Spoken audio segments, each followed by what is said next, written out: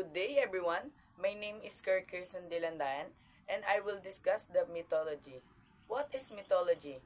Mythology is a collection of myths, legends, and traditional stories that explain the origins of universe, natural phenomena, and human behavior.